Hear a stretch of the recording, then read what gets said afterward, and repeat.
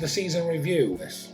So the new arrivals were Danny Olmo, who played 33 games, scored 8 goals and got 11 assists, and got the best average rating out of the new signings. So he was an obviously eyeball, Danny Olmo. Odegaard obviously was a hit. He was signed this season, but not by me, and played quite well. 30 appearances in total, 2 goals, 8 assists, average 7.2. Gareth Bale, my signing, bought for 5.25 million, 17 starts, 17 sub appearances, 15 goals, 9 assists. Tomiyasu, bought before I took charge, but played quite well, even though I sort of went with Callum Chambers really for most of the season. And as you can see, a couple of the other new signings, I mean, Gabby Barbosa didn't really get a chance to prove anything, so we bought him in January, so let's see what he can do next year. Hopefully he will be the spark that gets us into the Champions League. As you can see, Manchester United won the league, as I said before. Liverpool came second, City third, Tottenham came fourth by 2 points. And I mean, we had a 43 goal difference compared to Tottenham's 34. We just drew too many games. Well, won too many games, as you can see. So, but I think we need to get that down anyway. 10 draws. We need to get it down to about maybe 5 draws a season and maybe 4 or 5 defeats, and then we're up there. Do you know what I mean? Competing. So. It says here that the Gunners enjoyed a steady rise up the table from September and ultimately finished where many had expected them to. So I think, yeah, we finished 5th, but I think we were predicted to finish 6th. I'm not sure, I can't really remember. 90% of the stadium, 96% of the stadium was full for most of the season as an average. And,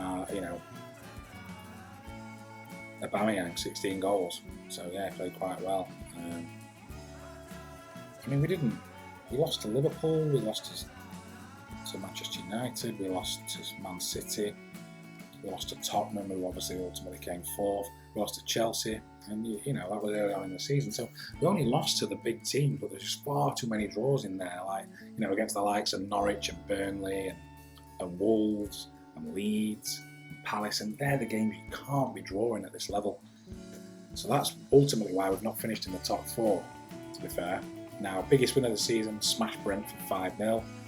Match to remember, beat Chelsea 4-1.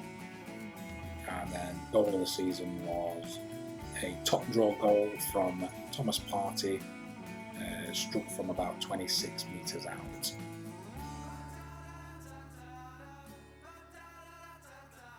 Shirt sales, Odegaard, Olmo, Saka. So Saka should start really, maybe breaking into the, a bit more, get a few more starts this season. Really. I think we just had so many players that played well in their positions, like Gareth Bale and Martinelli, obviously.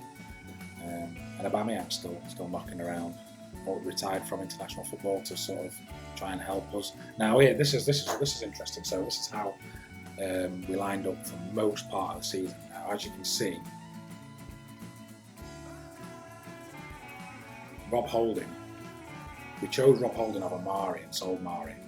Then we had Gabriel in the starting lineup, but I just felt that Ben White and Gabriel weren't playing well together, so I brought in Holding, and obviously Holding's become, had a better average rating than Ben White this season, so could possibly may even look at Holding and Gabriel as a starting lineup, who knows. Looking at this, I mean, obviously we're weak on that left side of defence, really. Tierney was injured for a lot of the season, so let's hope we can get him in. Obviously Aubameyang, Olmo, Bale, Partey and Odegaard all played really well this season, so there's room for improvement around that, in and around there. So I said we need to strengthen centre mid, but Partey and Odegaard have just come on leaps and bounds, really. It could possibly be that we get a centre back, put all our money into that. Who knows? Right, so accolades. Here we go. So most assists by a player in a season for Arsenal. That record was broken. Smith Rowe got that this season with 11. Most clean sheets by a player in a season. Bernd Leno obviously only played 7 games, but he probably played quite well in all them games because we were weaker opponents. Most players of the match, Smith Rowe gets that award as well, so that's good. Xhaka, there you go. So too many cards, man. I don't like players that get cards. Anyway, player awards: Danny Olmo, fans player of the season, young player of the season, Danny Olmo, signing of the season, Danny Olmo. So, thank you. I know I'm amazing. Well, not good enough to finish top 4, but good enough to see that Danny Olmo was a great signing. Anyway, goal of the season, Thomas Partey, we've already said that. Our top goal scorer, we've already mentioned, Aubameyang.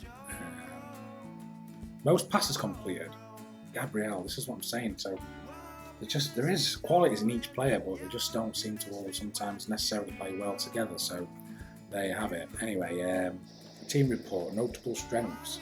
We've got some good youth prospects in Charlie Patino, William Saliba, and Omar Rekik. Now, Saliba and Rekik are centre backs, so we could possibly not have to spend any money.